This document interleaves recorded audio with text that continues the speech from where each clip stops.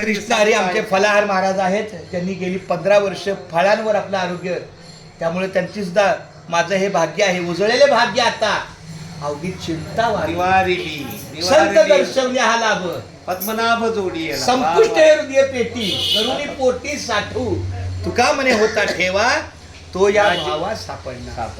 आज माझं भाग्य आहे की आमच्या दोन्ही महाराजांचा हात आपल्या रामकृष्ण हरीच्या सेवेला लागलेला आहे. खूप खूप धन्यवाद माऊली. रामकृष्ण हरी विठ्ठल केशवा गोविंद माधवा, रामकृष्ण हरी विठ्ठल केशवा गोविंद माधवा, रामकृष्ण हरी विठ्ठल केशवा गोविंद माधवा, रामकृष्ण हरी.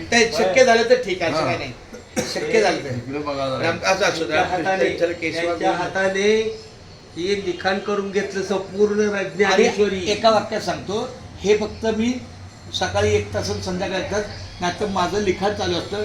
ज्ञानेश्वरी, मला फोन आला यांचा, भागवत गीता. बाबा हे सगळं सोडणार आहे म्हणला रे.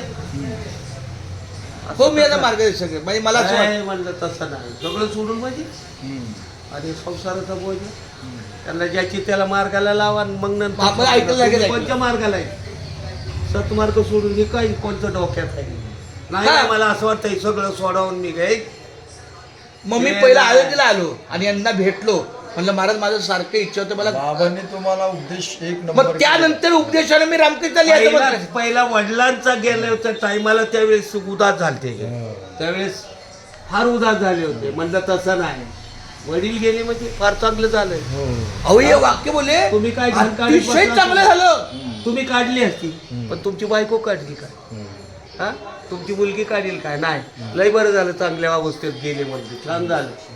हा, तो तडाखाची बसला तर मग कोणतं का काय झालं? मग मला आला फोन, बाबा हे काढणार आहे, हे सगळं सोडणार आहे. म्हणलं सोडू नका, सोडता येत नाही. पहिले वडील वारले तेव्हा मी जरा बेचैन झालो. यांनी मला मार्ग दिला. आता दुसरा मार्ग असा झाला की नंतर म्हणले लक्षच लागत होतं कशात. म्हणले हे सगळं सोडून द्यावं. नाही, पहिली दोन्ही मुलं तुमच्या जीवावर आहे ना, त्याला मार्गी लावा. तुमच्या मुलांना मार्गी लावा. संसार चांगला करा, तरच परमार्थ. आपलं रामकृष्ण आहे, ज्याचा संसार पक्का त्याचा परमार्थ उत्तम.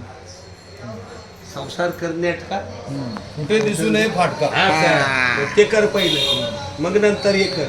क्या बात आहे. एवढे जे केलंय ना वडिलांनी, जे माझं लिखाण रामकृष्ण आहे. तेव्हापासून काय म्हणलंय, सौ संन्यासी एक गृहस्थी एक बरोबर. गृहस्थी. सौ संन्यासाला एक प्रापंचिक माणूस पॉवरफुल पडतो. वरून वरून नाही, पूर्ण शिल्लक सरस तुमचा जो पडतो. आदेश ऐकला ना, एवढं नाही. नाही, पण एवढं मात्र खरं की कुठलाही असा जर आघात त्यांच्यावर व्हायचा, पहिला मी आनंदी येतो. पहिला फोन मला असतो. पहिला फोन किंवा ये ऐकतो. मी बोललो असं मी नाही.